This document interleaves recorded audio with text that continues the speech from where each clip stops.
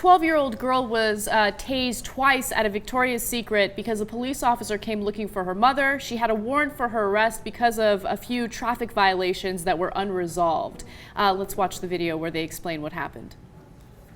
This one that was in my chest, it was stuck in her, so she had to keep on pulling, trying to pull it out. Dejamon Baker displays the results of a tangle with the business end of a taser. She has a matching wound on her stomach. I had fell on the floor, and I was like, I couldn't control myself. Like, I just kept on shaking and stuff. He said, put your hands behind your back.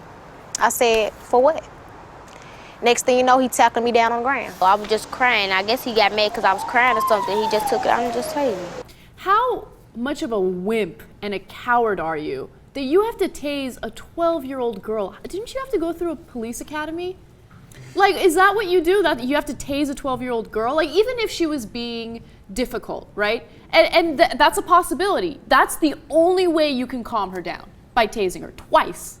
No, it's a disregard for that person's humanity. Exactly. That's what it is. And we're using the tasers too much. We've been saying it now for a long time on the Young Turks.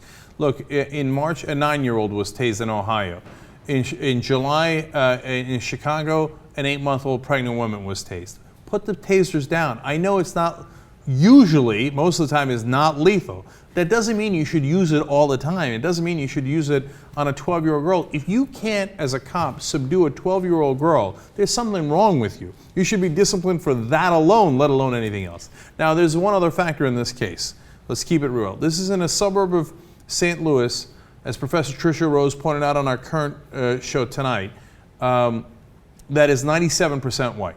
Now, St. Louis itself is about 50% black. So is that a relevant portion of the story? Well, JR actually happened to grow up in that area. So JR, what's your take on it? I think this was in South County, is what they said. I grew up in West County, and there's, like she said, that area was 95% white. 97% white, that particular town. The area I grew up in, yeah, it was very similar. And so the black folks stood out. And it's exactly what happened. I mean, okay, I'm going off of when I was growing up, when I was there. I left in '96, right?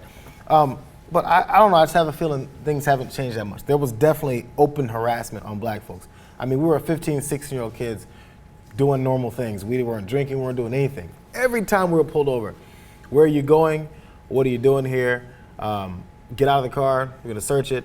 Let me see everyone's licenses. I mean, everyone.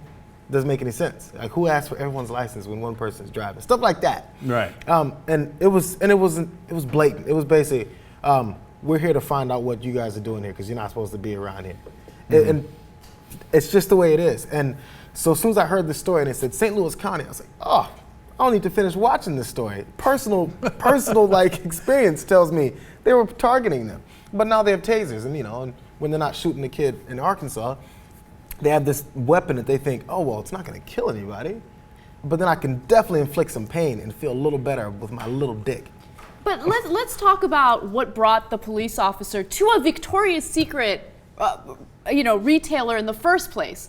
Because she has unresolved traffic tickets. Who does that? Who does that? No. Look, it's because they have no regard for us. That's what it is. We don't count to them. So, when I say we, I mean the middle class. So, like, you got traffic ticket problems. If you're rich, you take care of that like that. You either just pay them off or you get a lawyer to, come in there and say, well, I'm going to make a big deal. Boom, it's gone in a second, right? But if you're middle class, you're poor, those things add up. We've done stories on it. And then there's private corporations that now want to get those fines and they buy it off the government and they harass you forever. And all of a sudden you're in a Victoria's Secret and your 12-year-old's getting tased over the nonsense they should have never made a criminal case out of in the first place, right? And look, we got this silly graphic, right? Don't tase me, brah, because it's in a Victoria's Secret. But to that point, if you're in a Victoria's Secret in Beverly Hills, and that would never happen. It's inconceivable, okay? So that's what we're talking about. And look, some are gonna say, oh, you don't make this racial, you can't make it racial. Would they have really done it to a 12-year-old white girl in that same exact Victoria's Secret outside of St. Louis? Get real, man. If you think they would have, I don't know. You're living in a different country, unfortunately, right? Because they'd be a lot more careful because they wouldn't know whose daughter it is. What if it's that county's mayor's daughter? What if it's the judge's daughter? What if it's you know what I'm saying? But with a black person, they make assumptions. They don't value you, and that's what the problem is.